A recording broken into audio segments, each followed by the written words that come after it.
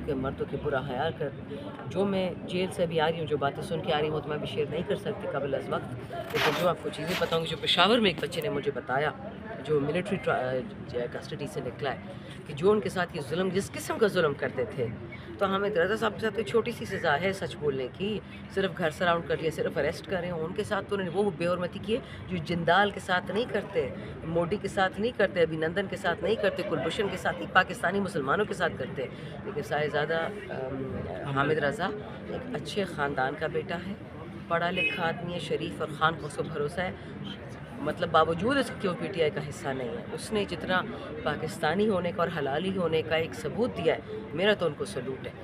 اب یہ لوگ مذاکرات کریں، ان کے ڈرامے ہمیں نہیں پتہ یہ کس قسم کے لوگ ہیں، جن لوگوں نے ارشد شریف، ذل شاہ اور میاں باد فاروق کے بیٹے بیبی عمار کی زندگی گل کر دی، کوئی عمران خان سے اصلی اور سچے مذاکرات کریں گے، ہو ہی نہیں سکتا۔ آپ عمران خان نے تو کال آپ کر دی ہے، لیکن آپ آج ملاقات ہوئی آپ کی خان صاحب سے؟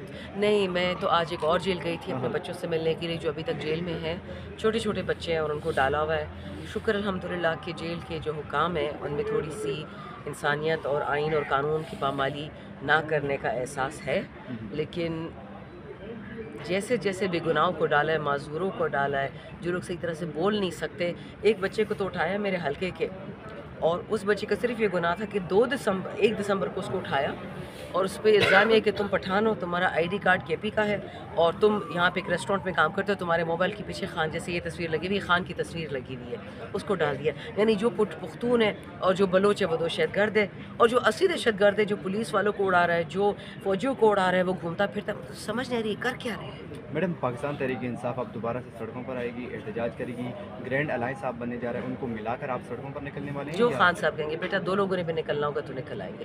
I was the last person on D چوک 26 نومبر کو، ہم آج رات 11:30 پونے 12 گئے ہیں۔ خان صاحب بولیں گے جو کرنا ہے کرو، کیونکہ اس وقت ہم قیامت کی گھڑیوں سے گزر رہے ہیں، ہم نے پاکستان کو بچانا ہے۔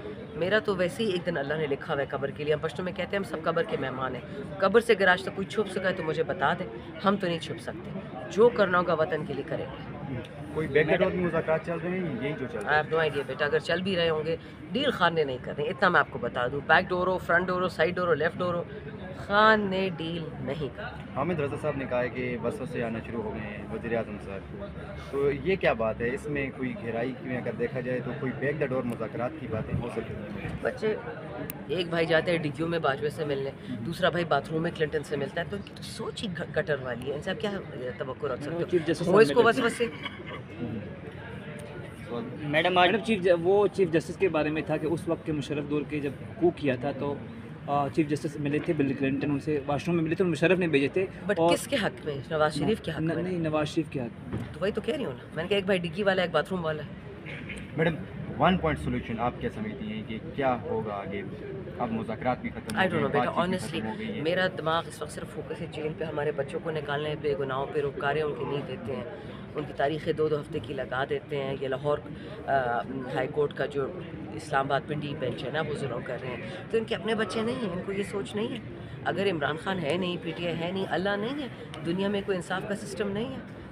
اتنا میں دکھی آئی ہوں وہاں سے کہ میرے دل سے بد دعائیں، میں آ رہی تھی رستے میں نے ہاتھ پکڑ کے ان کو بد دعائیں دی کہ اللہ ان کے ساتھ اس سے 10 دفعہ بدتر کریے جو بے گناہوں کے ساتھ کر رہے ہیں۔ میڈم، اگر اکانومی ٹھیک ہے، معیشت ٹھیک ہے، سب کچھ تو ٹھیک ہے، یہاں پر جو نوجوان طبقہ ہے وہ باہر کیوں جا رہا ہے؟ بچے اتنے پیسے ہیں پاکستان میں، نوکریاں ہیں، بارش ہو رہی ہے نوکریوں کی، ماشاءاللہ گیس کا تو بل ہی نہیں آتا، نہ بجلی کا بل آتا ہے، تعلیم کا فقدان ہے نہیں، اسکول اسپتال پاکستان میں ماشاءاللہ بہہ رہے ہیں سڑکوں میں، کدھر ہیں مجبوریاں؟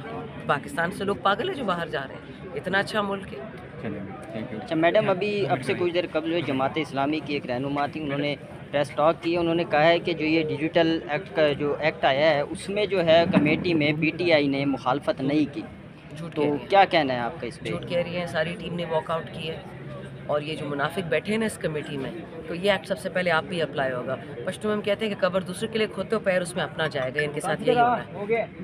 اچھا میڈم، یہ بتائیے گا آپ جیل میں کارکنان سے ملاقات کر کے آئی ہیں، تو کارکنان کے ساتھ رویہ کیا برتا جا رہا ہے؟ کیونکہ ہم نے اب سے کچھ 2-3 دن قبل بھی یہ افواہ سنی تھی، افواہ ہی کہہ سکتے ہیں کہ جوڈیشل ریپ کی بھی کوئی وہاں سے اطلاعات آئی ہیں۔ نہیں، جیلوں میں ریپ نہیں ہو رہا، ریپ تھانوں میں ہوا ہے۔ 4 اکتوبر کے بعد بھی और 26 नवंबर की वो थानों में सब कुछ ही गंद हुआ है। किसने किया है आपको पता है, मुझे भी पता है। जेल में प्रिजनर्स ने कहा है हल्फन के नहीं, जेल में हमारे साथ बेहुरमती नहीं हुई, सिवाय जो मिलिट्री ट्रायल में थे हमारे प्रिजनर्स, वो जो मिलिट्री के जेलों में थे उनके साथ जो हुआ है। कहते हैं मैडम हम दुआ मांगते थे, ख़ुदकुशी कर नहीं सकते थे, हमारे पास ना गोलियां थी, ना छुरी थी, ना बंदूक थी। कहते हैं हमने ख़ुदकुशी की बहुत कोशिश की कि हम कर सकें, क्योंकि जब हर दफ़ा मारते पीटते थे फिर हमारा मेडिकल चेकअप उसके बाद होता था कि कुछ अंदर से तो टूटा नहीं। तो कहते हैं मैडम बरहाना करके जिस तरह हमारा मेडिकल चेकअप करते थे, जिस तरह गोंटानो में लोगों को ज़बरदस्ती खाना नहीं खिलाते थे, वो आपको कहीं पढ़ लीजिएगा, कहते वो हमारे साथ करते थे। तो कहते हैं हमने दुआ की कि अल्लाह ये तो हमें मारते पीटते से बेहतर तू ही हमें उठा ले। ये मिलिट्री ट्रायल्स में हुआ है, मिलिट्री प्रिजन में। उन इल्ज़ामात की बिना पे क्या पीटीआई ने कोई कार्रवाई की है कानूनी? बच्चे यहाँ पे कोई एफआईआर लेने को तैयार नहीं है, तो कानूनी हम क्या कार्रवाई करेंगे। मेरे घर पे छापा मारा गया, कितना कुछ, एक दफ़ा नहीं 3 दफ़ा। मैं 3 दफ़ा गई सेक्रेटेरिएट थाने पर्चा कटवाने, ऐसे चो मुझ पर चीखता, मैं उसको देख रहा हूँ, मैं कहूँ तुम्हारी चीखों से नहीं डरती, मैं तो तुमसे ज़्यादा ऊँचा चीख सकती हूँ, काटो पर्चा। मैडम नहीं हो सकता, मैं आपको 2 साल पुरानी बात बता रही हूँ, 5 फरवरी 2023 की बता रही हूँ आपको। तो आप मुझे ये बताएं कि गैरत किधर है इन लोगों में, हया किधर है, कानून आइन किधर है।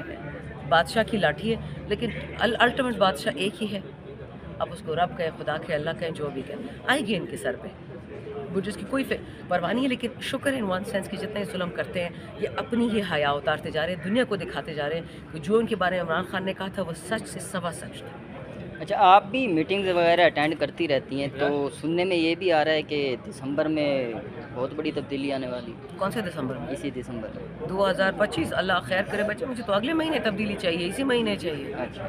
मुझे तब्दीली